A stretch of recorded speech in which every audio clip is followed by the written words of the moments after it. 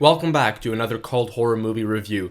After reviewing The Tingler, I thought it'd be good to look at another William Castle movie, so we're going with Mr. Sardonicus. It's an important movie in William Castle's lore of gimmicky horror films, but it's really not his best. In fact, this is the weakest movie I've seen from him yet.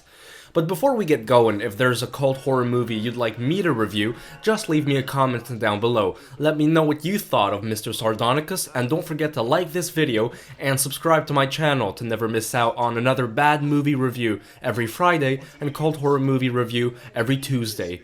We get a very good performance by Robert Lewis, who plays a doctor in Victorian England. He receives a letter from a Central European baron named Mr. Sardonicus, who calls upon his exceptional medical services. Mr. Sardonicus is a very rich man, but he's also horribly disfigured, which is why he's wearing a mask most of the movie. He hopes to use the doctor to restore his face back to normal. For a low-budget movie, the acting from the main crew is actually pretty good.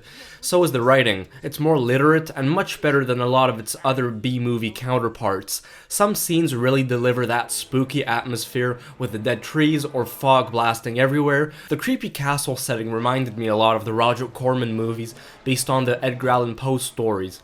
The concept of Mr. Sardonicus is pretty inventive. The titular character tells his backstory. He used to be a financially struggling peasant. His father bought a lottery ticket but died before he could find out that he actually won it. So his son digs up the dead body to get it back and win the money.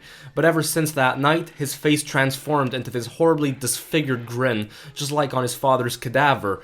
We don't see his face that often. Apparently the makeup was extremely uncomfortable to wear. Limiting how much we see this disturbing looking grin makes it even more effective in my view.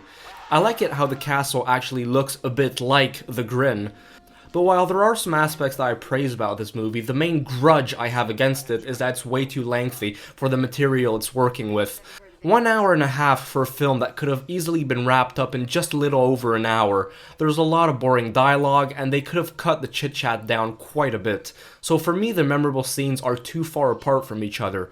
And in a lot of ways, this feels more like a drama movie with horror elements rather than an actual horror film.